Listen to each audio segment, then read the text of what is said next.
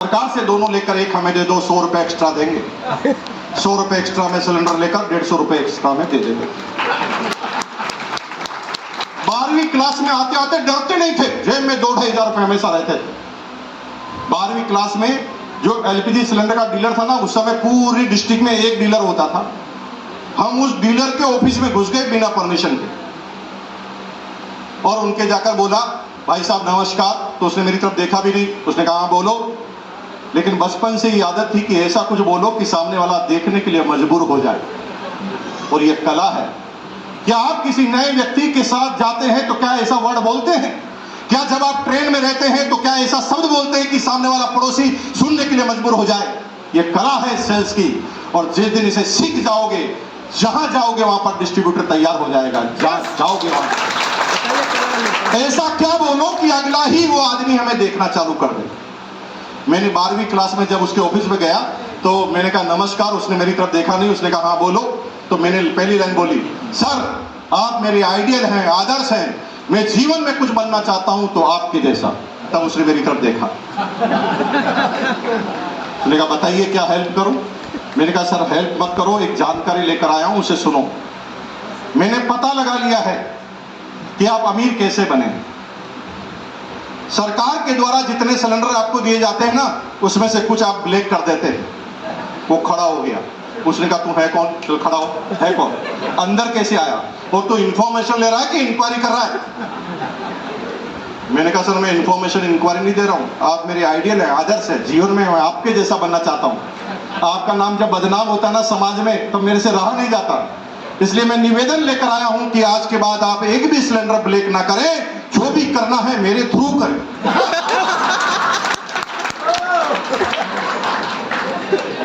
उसे एक ही बार में बात समझ में आ गई। उसने तुरंत मैनेजर को बुलाया, मैनेजर को बोला गधे के बच्चे, उल्लू के पट्टे, एमएलए बनना है मेरा टारगेट भिलवाड़ा का, और मेरा नाम अभी से बदनाम कर रहा। हालांकि मैंने ही तुझे कहा था, लेकिन चुप चुप के करना था भाई। लेकिन अगर पब्लिक तक ये बात फैल गई तो मुझे कौन एमएलए बनने देगा यहाँ का? आज के बाद मेरी इस पूरी कंपनी में एक भी सिलेंडर ब्लैक नहीं होगा। मुकेश कोठारी को पूरे भिलवाड़ा का ऑथोराइज ब्लैकमेलर बना दो।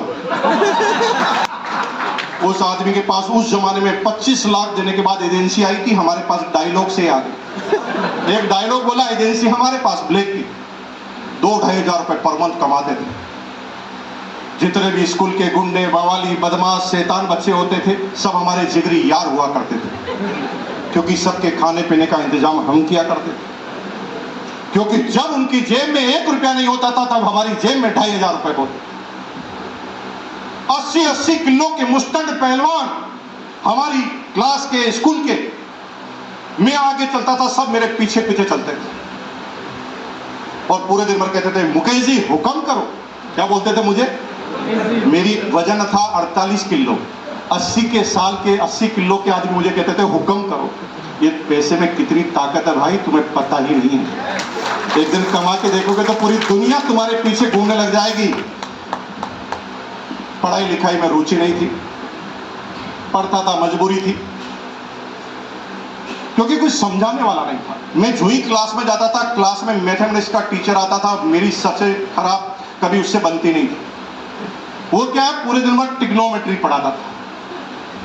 पूरे दिन भर sine theta is equal to cos theta, theta में थीटा थीटा। अब साला हम 2,500 रुपए कमा लिए, अभी तक कहीं थीटा काम ही नहीं आया। मैंने कहा ये बेवकूफ जैसे पता नहीं क्या पढ़ाता। रुचि और खराब होती जा रही थी, लेकिन जैसे तैसे पढ़ना था। एक दिन हम बीकॉम हो गए, सब खुश थे, हम भी खुश थे। सब इसलिए खुश थे, पास हो गए थे। हम इसलिए खुश थे कि पढ़ना नहीं पड़ेगा।